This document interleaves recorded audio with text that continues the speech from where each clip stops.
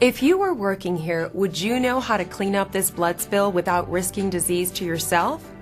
Whether you work in a warehouse, office, or a manufacturing plant, most of us have never considered that our co-workers could be a health risk in the form of bloodborne pathogens.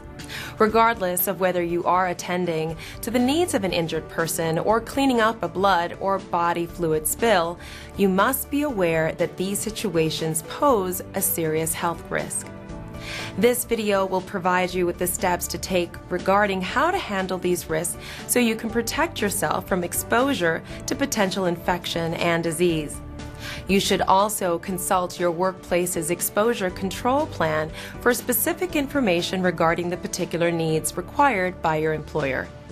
Exposing yourself to a bloodborne pathogen poses serious health risks, which include HIV, hepatitis B, and hepatitis C. It's important that you're aware of what bloodborne pathogens are, how they are transmitted, and how you can protect yourself from them. We've all heard of various viruses in the news such as HIV, swine flu, or hepatitis B, but do we really know what they are? These viruses and bacteria are actually microorganisms called bloodborne pathogens, which can cause diseases in humans. Bloodborne means that they can be carried in the blood or other body fluids such as cerebrospinal fluid and amniotic fluid. Some body fluids such as urine or vomit are generally not considered infectious, but if any fluid contains any amount of blood, it is considered infectious. There are many types of bloodborne pathogens. However, we are going to focus on three: HIV, hepatitis B, and hepatitis C. HIV, or human immunodeficiency virus, is the virus that causes AIDS and is different from most other viruses because it attacks the immune system. HIV finds and destroys a type of white blood cell that the immune system must have to fight disease. Since HIV is a fragile virus and cannot live very long outside of the body, your chances of coming into contact with this disease are slim. Hepatitis B, however, is far more prevalent. It is a liver disease caused by the hepatitis B virus.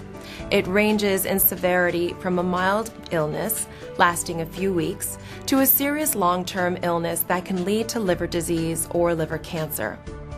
Hepatitis C is another hepatitis virus and is generally considered to be among the most serious of these viruses. Hepatitis C is an infection caused by a virus that attacks the liver and leads to inflammation, which can cause liver damage. Hepatitis C can be either acute or chronic. Acute hepatitis C virus infection is a short-term illness that occurs within the first 6 months after someone is exposed to the hepatitis C virus. Now, for most people, acute infection leads to chronic infection. Chronic hepatitis C is a serious disease that can result in long-term health problems or even death. Staph infections like MRSA are also considered to be a bloodborne pathogen, as is herpes, meningitis, and tuberculosis, to name a few. While these all pose a health risk, HIV, hepatitis B, and hepatitis C are much more widespread, and you are more likely to come into contact with them. Regardless of the disease, following the precautions provided in this video, along with the guidelines outlined in your company's exposure control plan, will protect you from exposure to a bloodborne pathogen. Now that we understand what a bloodborne pathogen is and its associated risks, we need to know how it is transmitted from one person to another. The biggest threat to employees comes from direct or indirect exposure. Direct exposure is where you touch the body fluid, such as blood, of an infected person. This would also include contact with lesions, open wounds, or sores on the skin. Indirect exposure occurs by touching objects such as cleaning towels or clothing that have been touched by the blood or another body fluid of an infected person. Whether through direct or indirect exposure, you can come into contact with a bloodborne pathogen by 3 different means. First, through your mucous membranes, which are your eyes, nose, and mouth. Second, through your skin by way of a cut, scratch, or even dry, cracked skin. and last by a puncture wound such as a needle or any other sharp object. Protecting yourself against a bloodborne pathogen exposure is your responsibility, and you must be prepared when you are in a situation involving bloodborne pathogens. By following 3 simple guidelines, precaution, protection, and plan, you'll be prepared to clean these areas without the risk of infection. Let's start with precaution. Precaution stands for universal precautions, which means that when you are handling blood or body fluids, you consider all blood and body fluids potentially infectious for diseases, regardless of how well you know that person. Protection is the next in line of defense, and it comes in the form of personal protective equipment. These can include gloves, goggles, and respirator. The most important and practical personal protection equipment is the single-use glove. Gloves should always be part of every first aid kit. Now, before putting on any glove, you need to make sure the glove fits your hands. You do that by pressing your hand on the palm side of the glove. The glove should be slightly larger than your hand, or about the same size. Before putting on gloves, remove rings so they won't tear the glove. If the glove does tear or become punctured, discard, wash hands, and put on new gloves. Also, keep in mind that while wearing gloves, never touch your face or any exposed skin with contaminated gloves. You should also be very careful to only touch surfaces as necessary while administering first aid. As critical as it is to first put on protective gloves, it's equally important to remove the gloves correctly in order to not contaminate yourself with the soiled gloves. Follow these 4 steps for proper glove removal. First, grasp outside edge near wrist. Second, peel away from hand, turning glove inside out. Next, hold the removed glove in opposite gloved hand, and then slide the ungloved finger under the wrist of the remaining glove. Now, dispose of the contaminated gloves in a predetermined receptacle bin. The next step in protecting yourself and plan, which stands for Exposure Control Plan. This is a plan specific to your workplace and outlines your company's policy concerning bloodborne pathogens and how to prevent their transmission to you and anyone else working in the area. It should address specific situations such as how to handle uniforms exposed to blood or body fluids.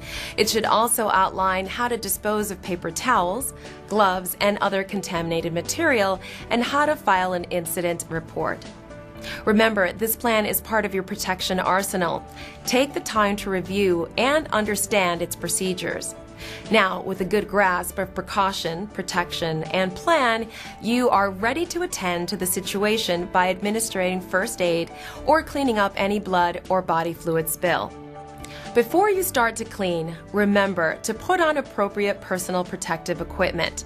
Then use a disinfectant such as 1 part bleach to 10 parts water to clean all work and environmental surfaces, equipment, and anything else that has been contaminated with potentially hazardous materials.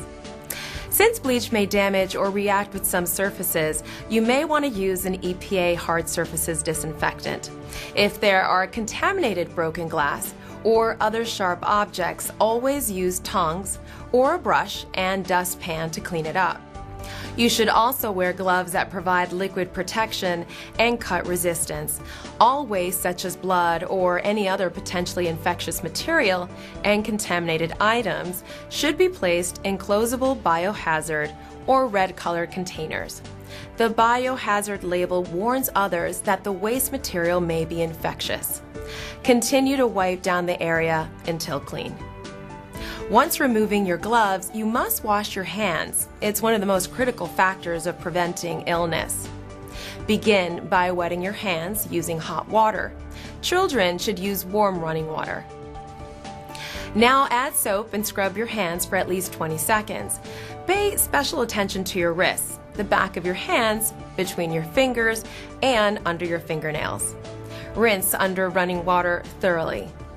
Leave the water running while you dry your hands on a paper towel. Use the paper towel as a barrier between the faucet and your clean hands when you turn off the water.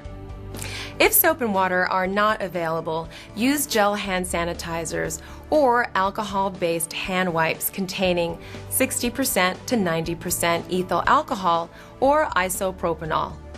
It's best to keep wipes or gel sanitizer in your first aid kit. When using the gel sanitizer, rub your hands until the gel is dry. You don't need to use water. The alcohol in the gel kills the germs on your hands. In the event that clothing gets contaminated, it needs to be washed thoroughly. If your employer provides uniforms, be sure to tell them it's contaminated so they can get it properly cleaned. If your street clothes become contaminated, take them off as soon as possible and put them in a bag so they don't contaminate anything else. Bring your clothes in a bag to a washing machine and wash separately from other laundry. Wash the clothing using the hottest settings recommended on the clothing labels, and it's a good idea to wash them more than once. Use detergent and chlorine bleach if the clothing is bleachable. You should also wash any skin that is under the clothing or that has come in contact with the clothing. Depending on the value of the clothing and how soiled it is, you might want to simply discard it. If you do, make sure it's in a bag that keeps it from dripping on or touching anything else. The last step in this process is to report the incident. Be sure to check with your employer or exposure control plan on how to file the report. Being aware of the risks of bloodborne pathogens is key to protecting yourself. So remember the 3 steps. Precaution, being aware that all blood or body fluid can be infectious. Protection, always use equipment to keep you safe. And plan, review and understand your workplace's exposure control plan. Follow these simple guidelines and you will prevent a bloodborne pathogen exposure so you can continue working safely for many years.